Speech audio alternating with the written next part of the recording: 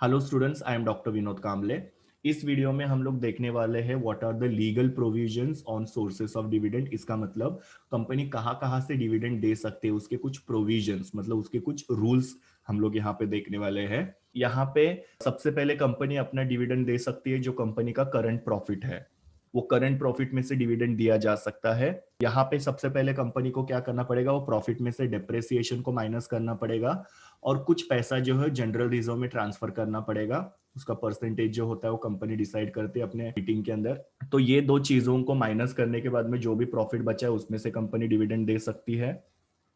दूसरा, जो भी प्रीवियस ईयर है, मतलब करंट ईयर के पहले जो भी साल है, उसमें का जो भी प्रॉफिट है उसमें से भी कंपनी डिविडेंड दे सकती है, पर उसके लिए कंपनी को क्या करना पड़ेगा, उसमें से डेप्रिसिएशन माइनस करना पड़ेगा। सो प्रीवियस ईयर के प्रॉफिट में से भी डिविडेंड दिया जा सकता है आफ्टर प्रोवाइडिंग द डेप्रिसिएशन।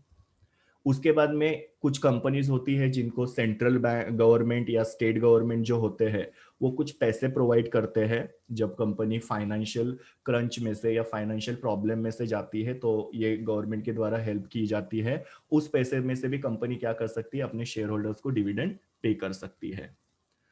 उसके बाद में कंपनी को जो भी कैपिटल प्रॉफिट होता है ना, कैपिटल प्रॉफिट का मतलब क्या होता है कि कंपनी का कोई असेट है या कोई मशीन है उसको बेचा और उसमें से जो भी प्रॉफिट आएगा उसमें से डिविडेंड डिक्लेयर किया जा सकता है। लेकिन यहाँ पे कुछ कंडीशंस है कैपिटल प्रॉफिट में से डिविडेंड देने के लिए।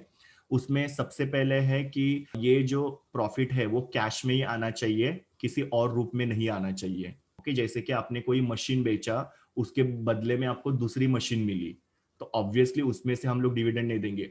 मशीन बेचा और उसके बदले में अगर आपको कैश मिला है तो उसमें से डिविडेंड दिया जा सकता है।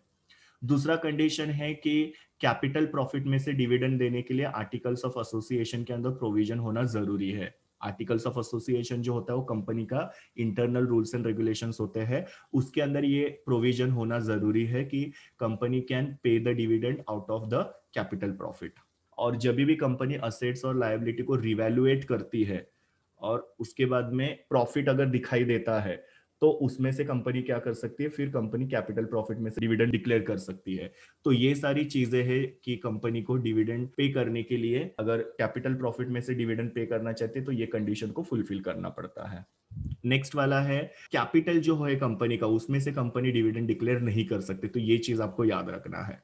और उसी के साथ साथ कंपनी का जो भी फ्री रिजर्व होता है, फ्री रिजर्व मतलब कि एक तरीके का कंपनी का जो जनरल रिजर्व है या सेविंग्स है, उसमें से कंपनी क्या कर सकती है, डिविडेंड डिक्लेयर कर सकती है। ये पैसा जो होता है कंपनी अपने फ्यूचर के लिए सेव करके रखती है, फ्यूचर में जो भी एक्सपेंशन ग्रोथ वगैरह करने उसके लिए, तो उसमें से भी डिविडेंड डिक्लेयर किया जा सकता है।